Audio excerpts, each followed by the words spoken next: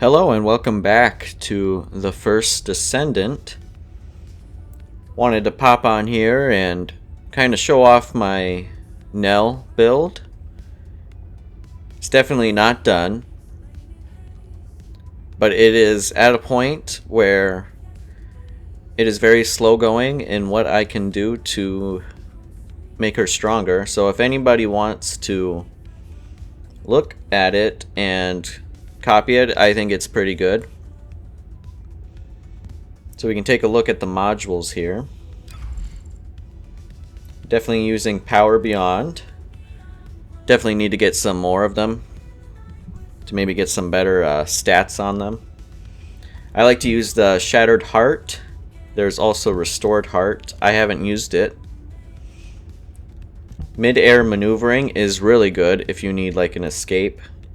You can attach your grapple to basically the thin air and just move anywhere you need to. I also have Decimator. So when you inflict debuffs on an enemy and then kill them, your power modifier gets a plus 5% for every killed enemy. So you just get stronger as you're just blowing through all the enemies, which is really good.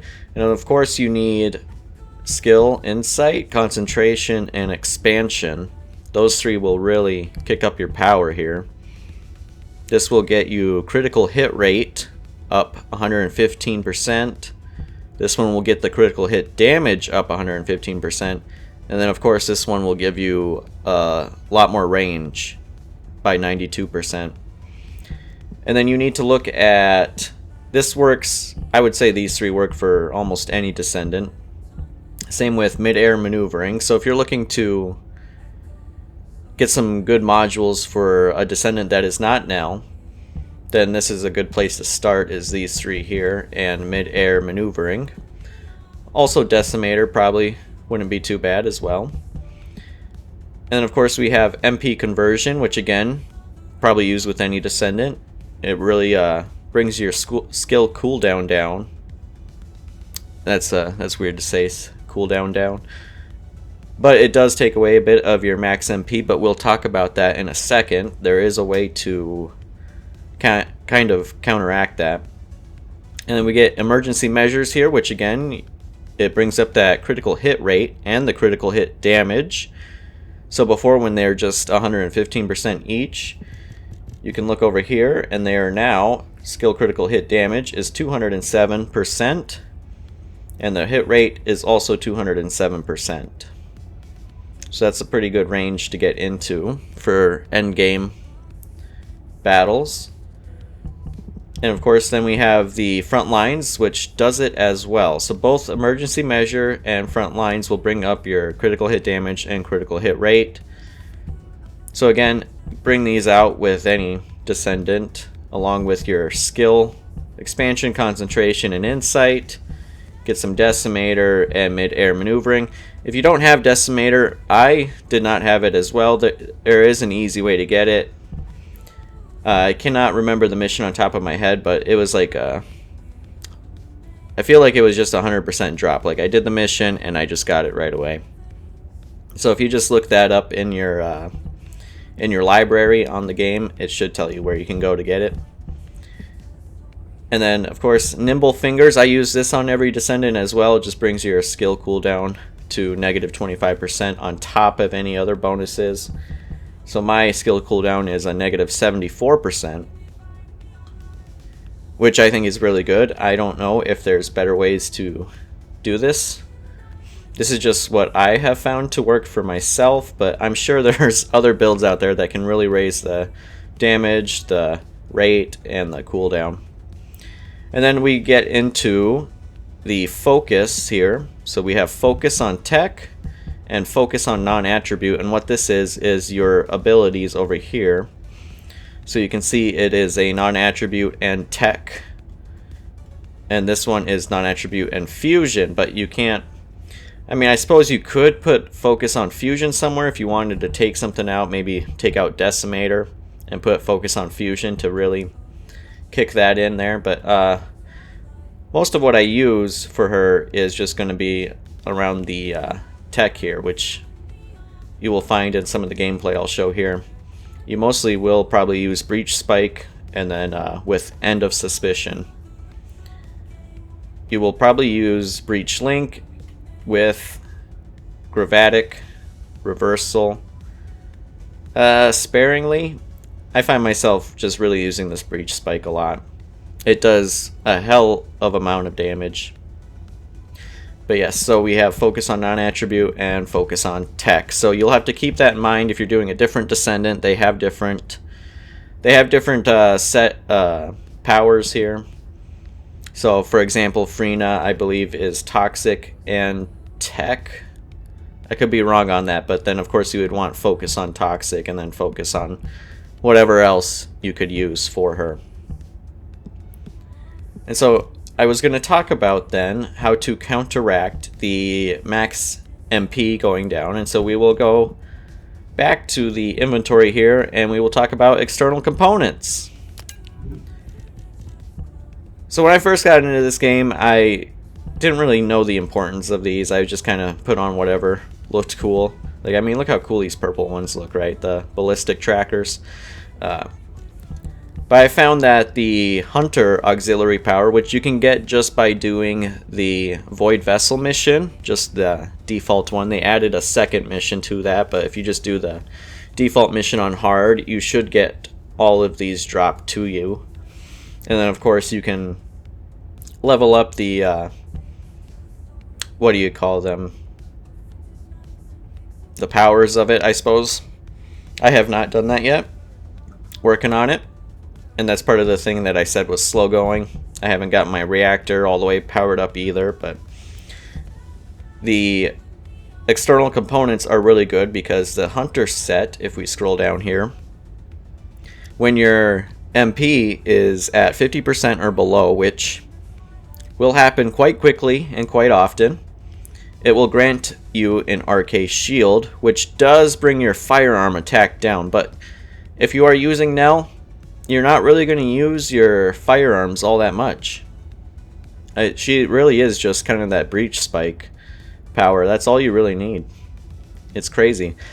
But once you get hit, the Arche shield is removed and you recover 30% of that MP, and it's every, I believe it's every 5 seconds. Skill cooldown is -4%, which is really good, but oh, yep, there it is right there, cooldown 5 seconds. So every 5 seconds, as long as you are below that 50% and getting shot, you will just get your MP back by 30%. Which I think is a crazy amount, because if it's at 50%, so you could get up to, well, it recovers by 30%, so whatever the math on that is, whatever 30% of 50 is added on top of that. So it's not a straight 30% added on top of the 50. I think it's by 30%, as it says. The wording can get a little weird, but I highly recommend the Hunter external component set. It's really good. And then of course reactor. This again does the same thing I was talking about in the modules, where you have to pay attention to the skill power. So for this one, of course, it's non-attribute, and then I use fusion. Although I should use, let me check here. Yeah, I should use tech, but it does bring up my fusion a bit. And of course we have one here which is non-attribute and singular, which is not Nell, but I think once I do get one that does non-attribute and tech, I will probably switch it up to that. But right now this is the best I can do for myself, unless I do some farming.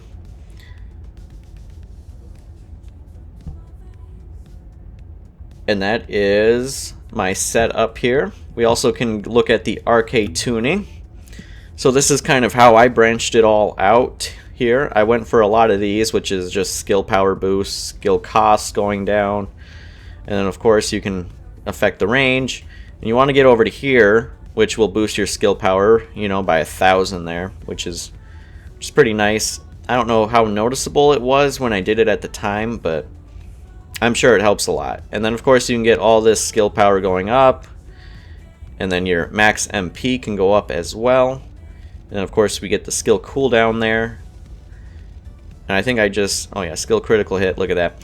Once I got here, you just want to make sure you come up here and you get this mutant cell application here. And I went with fusion tech tuning. I'm sure there is a better one I can do. I don't have any right now. Fusion tech tuning though brings in any of your fusion skills and your tech skills, which works really well for Nell because of course she uses both. So if you have, I would say, a consumable, I have a couple of consumables where you can pick a mutant cell just straight out of them. That's where I got this, honestly. It was just the easiest way to do it. And I'm sure that most people do have those. We could take a look here at what I'm talking about here. It is these crates here, mutant cell box A. So if we look in here, we can probably find it again. Not in that one. Perhaps it's in this one.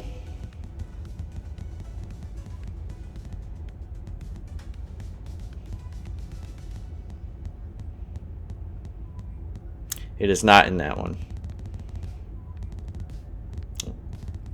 Oh no, it's right here. Fusion Tech Tuning. There it is right there. So if you have the mutant cell box, then you can easily just grab yourself a mutant cell there to pop into there. And of course you can always extract it and put a different one in if you don't have this one at the time. And that is, I believe, everything I can do right now for my Descendant. I mean, we can look at my weapons right now. They're not that great. I'm working on them. But again, as I said, you don't really use them all too much. With this kind of build, it's really all about just the kind of breach spike and then end of suspicion, which I will show off in gameplay coming up. Okay, so here we are. Show off some gameplay here.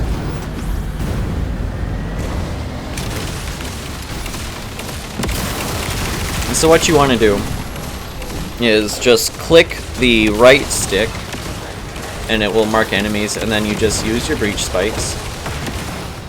And it really takes them down pretty quickly. This is, of course, probably the hardest thing you could do right now in the game. It is Season 3, Chapter 2. This is kind of the endgame mission. But once you do this breach spike enough, it'll fill up those purple segments at the bottom there, which will then allow you to use End of Suspicion, which can really just take out whole hordes of enemies there.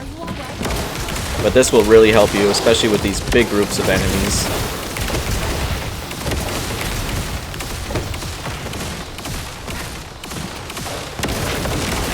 And then of course here is the fusion. Kind of bring everybody to the center there. Once again, I'm not really using the guns at all. It just really is just all about this here. And of course there's that mid-maneuvering grapple. That's really nice to get in there and get out of any situation. And there you have it. I hope this video really helped you out, or anyone else seeking how to play this game in a fun way. It's definitely definitely not fun if you're just not able to kill anything and you're just dying. It's especially for such a farming and grinding game such as this, you definitely want to be on top of everything that you can do. But if this video helped you, feel free to leave a like and subscribe. Thank you for watching.